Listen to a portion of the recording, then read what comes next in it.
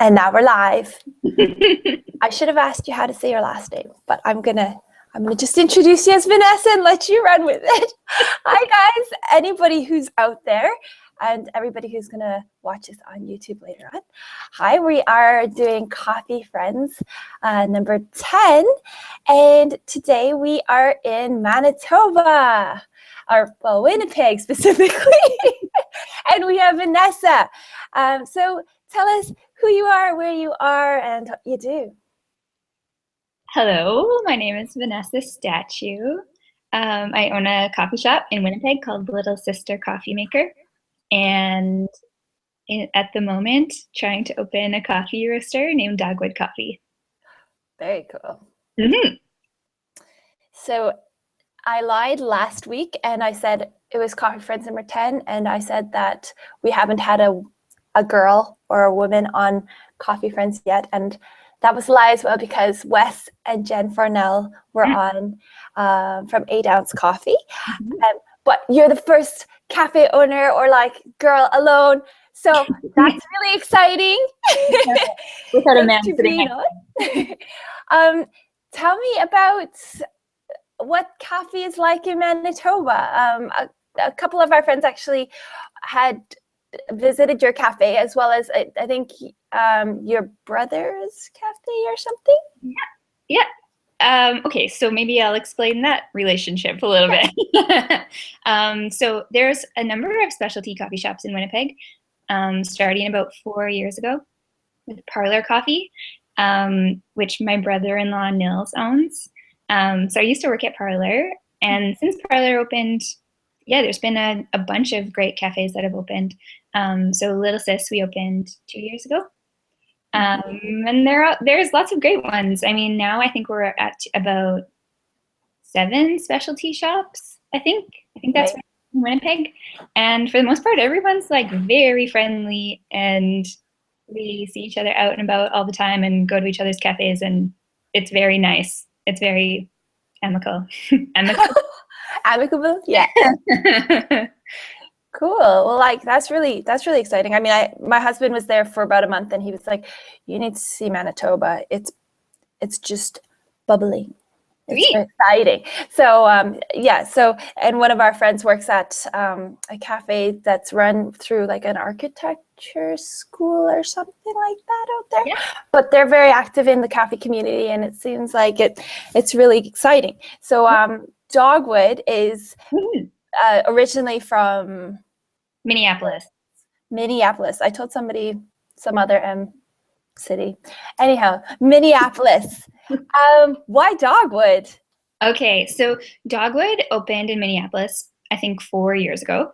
And we have just become, I say we, me and my business partner Nils, have become friends with them over the last couple of years, like through social media. And Minneapolis is about a 7-hour drive from Winnipeg.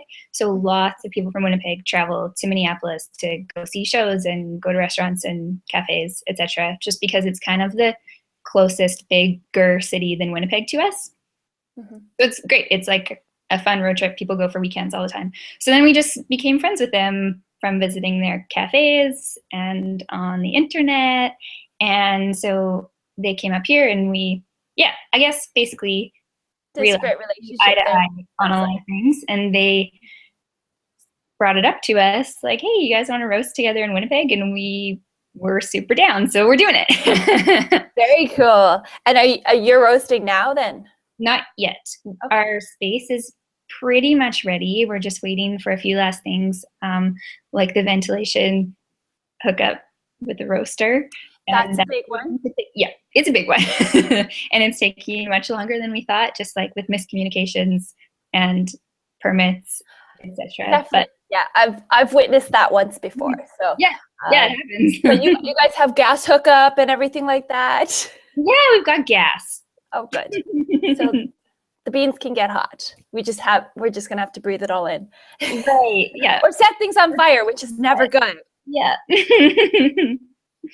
So I wanted to ask you, like, why did you guys decide to bring in like coffee from maybe elsewhere, and like what benefits there are as far as like, does it improve quality, do you think, in Winnipeg? And like obviously it's something unique. yeah, so do you think it increases quality, or how does that affect community as well? Well, we hope that it'll contribute a lot to the community. So as I said, like the cafes in Winnipeg, there's a bunch of really great ones, and we have a great community of people who come to our cafes and who we have relationships with, etc. But there, at this point, aren't any specialty coffee roasters. So we're all bringing in coffee from elsewhere in Canada and parts of the States.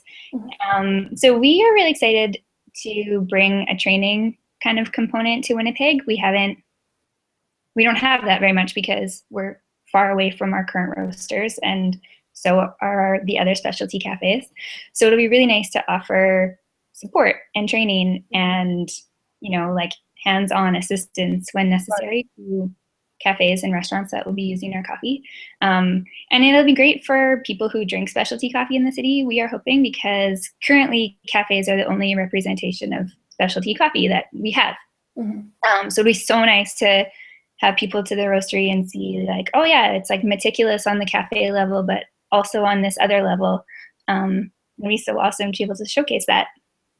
Well, that's fantastic. I mean, like it's really nice to see something that you guys are adding to the actual Manitoba scene, and bringing on showcasing roasting, and that's actually a huge step. And also building a roastery is insane. It's mental. So good for you. That's awesome. Can't wait to see that. And so I'm going to talk about the big elephant in the room that everybody hates addressing, the topic of women in coffee, because I mean, everybody's like, well, why do we have to talk about this? Because they just are, and I don't understand why we need to stress or highlight that, or why we need to focus on the fact that it's like more male dominated. And are there any challenges that you've kind of seen working in coffee, or is it just a self-selecting thing where it's like, well, it's not that we want to, like, guys want to keep us out, it's just there just aren't that many women like at higher levels in coffee, or maybe in other industries as well. But anyways, I'll let you maybe expand on your experience. I don't want to talk about this, but we we can. No, but I mean, I agree with that. Yeah. But I kind of have to address it, because then people are like, well, why aren't there more? Yeah, no, it's a thing. It's like, we don't need to focus on it. We just need to go forward with it and like do it. I mean, I think the